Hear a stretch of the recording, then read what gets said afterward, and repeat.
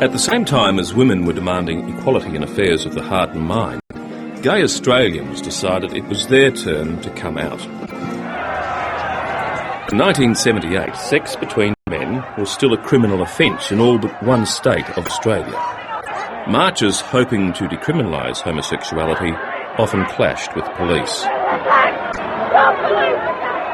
But it would take 30 years before it became illegal to discriminate against someone on the basis of sexuality or living in a same-sex relationship.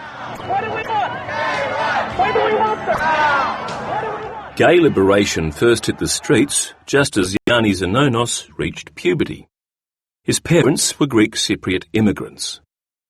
For many years, my father and uncle had a milk bar at Randwick, and it was incredibly multicultural.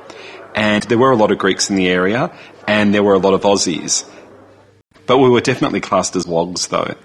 By the time Yianni began exploring his sexuality, Sydney's Oxford Street was the epicentre of gay culture.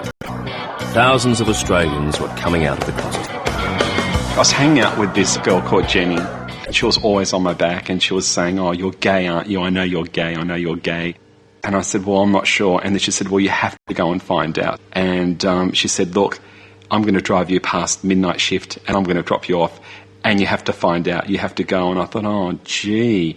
So she dropped me off on Oxford Street. I walked in there and then I just found this club with all these kind of like normal people in there.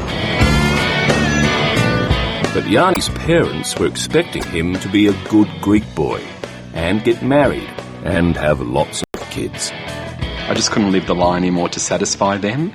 So I kind of I came out and, you know, all the screaming and the shouting and all of the hissy fits and it's all about like being treated like a child and being made to feel that you don't have your own choices and, you know, other people know best. And I think the problem with being Greek Orthodox is that it's a religion that's living in the Middle Ages and they really haven't kept up with the times, so the doctrine just won't change. And there's an enormous amount of religious pressure that comes from, you know, becomes part of the culture.